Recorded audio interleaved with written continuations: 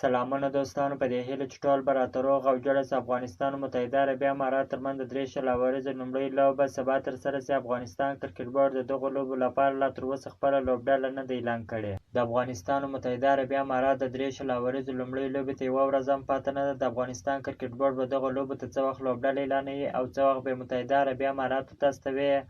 ستاسو په اند افغانستان کرکټ بورډ به د دغو لوبو لپاره څنګه لوبډله اعلان کړي؟ د متحده عربي اماراتو کرکټ بورډ نن د افغانستان پر وړاندې د 3 شل اوریزو لوبو لپاره خپله لوبډله اعلان کړله. د افغانستان کرکټ بورډ کې لا هم جنجالونه روان دي. تر اوسه د متحده عربي اماراتو پر وړاندې خپله لوبډله نه ده اعلان کړې. زما په نظر د افغانستان کرکټ بورډ د متحده عربي اماراتو سره چې 2 تمریناتي ورځنۍ لوبې ترسره شولې، څه هم د هغه سکواډ سره به شل اوریزې لوبې هم ترسره کوي. د افغانستان او متحده عربي اماراتو د دغو لوبو ژوندی بهیر به په افغانستان کې پر ملي سپورټ تلویزیون باندې نشریږي. دغه لوبې د افغانستان پر وخت په 6:30 بجې ترسره کیږي.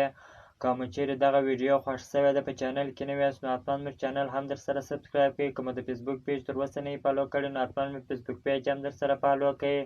تر بلې ویډیو پورې د الله په امان.